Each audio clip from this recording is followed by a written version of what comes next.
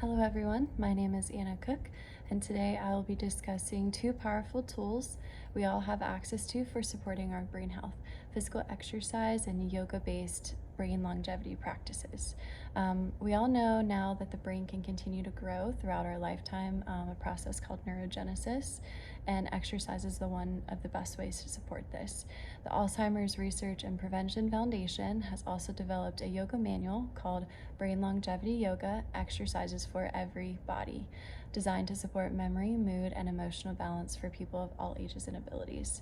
Physical exercise and yoga both improve blood flow, reduce stress, and stimulate the production of key brain chemicals such as serotonin. With consistent movement or exercise, Alzheimer's risks reduces up to 50%.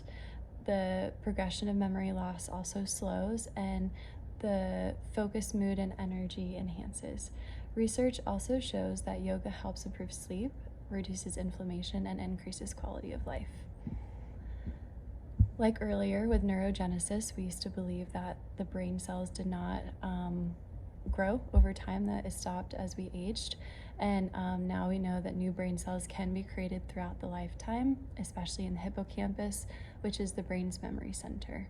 But kind of the opposite, sedentary lifestyle can actually shrink the brain, beginning as early as age 30. With regular movement, even small amounts, this can help protect against this. The Alzheimer's Research and Prevention Foundation emphasizes pranayama, or breath work, as a central tool for brain health. Techniques include long, deep breathing, which calms the nervous system. Breath of fire is also an example of a breathing technique which helps boost energy and detoxification. Nostril breathing, breathing through the right is energizing, and then breathing through the left is calming.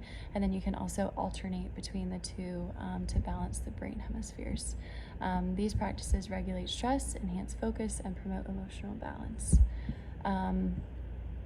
Incorporating specific exercises from that manual I discussed earlier can also help make a powerful difference in brain and emotional health. These practices combine movement, breath, mantra, and mental focus. So there are a couple techniques that they specifically talk about. One of the ones that they're famous for is the Kirtan Kriya. It's a memory meditation. It's 12 minutes long. It's a seated meditation. It uses the sounds sa, ta, na, and ma, paired with finger movements or mudras.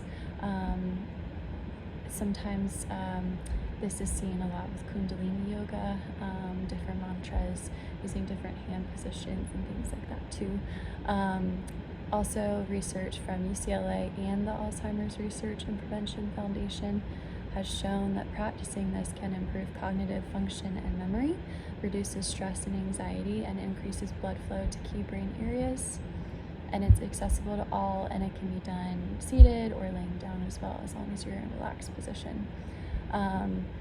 Also, movement with breath is also important to wake up the brain. Coordinated arm movements and breathing patterns can help stimulate your endocrine system and neural pathways, which can have enhanced mental alertness, improved hand-eye coordination, increased energy and circulation, and it's particularly effective in the morning if you're feeling sluggish. So beating brain fog and fighting fatigue is also important, especially if you want to stay moving throughout the day. And so you can use kind of the one I was talking about earlier, breath of fire, or the alternating nose breathing combined with gentle movements as well.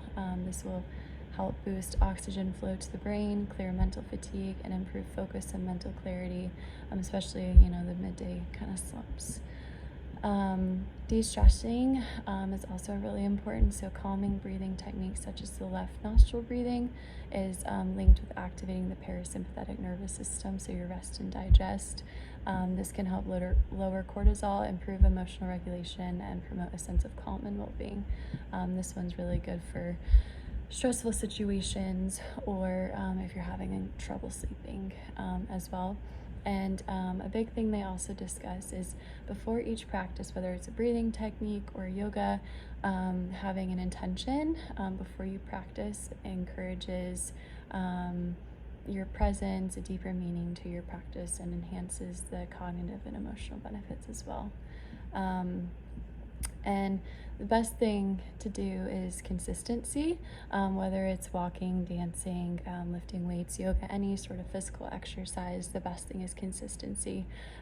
So I'm a physical therapist, so I constantly tell people, like, even if you're just gonna walk around the house, walk to the mailbox and back, do some breathing techniques while you're on the toilet, just something just to stay moving, set that intention, and kind of ground yourself in the moment as well. I just try and keep them active as much as I can. Also, a lot of exercises doesn't have to be, something crazy like running or jumping. A lot of it can be seated, laying down, a lot in bed. I have a lot of immobile patients that I'll teach them some seated techniques, some cat cows, some just overhead stretches with their arms, adding in their breath, inhaling, exhaling intentionally, things like that, which makes it accessible for anyone, whether they're a senior or they have limited mobility. They can be practiced anywhere, classrooms, home, car, stressful traffic, things like that.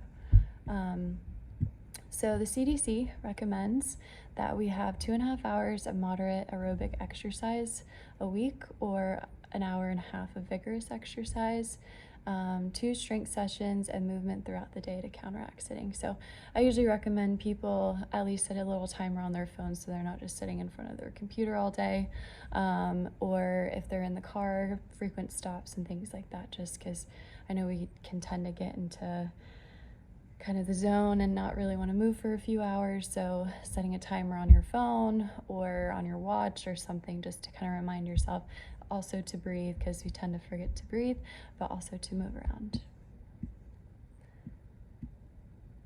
And then moving your body and breathing deeply and being consistent are the top 3 things I want to kind of get away from this little presentation. And then even just 10 to 15 minutes a day can build a stronger, sharper, and more resilient brain for life. So just little things each day can help, in the long scheme of things, and really reduce that risk of kind of mental decline. So yeah, hope you enjoyed.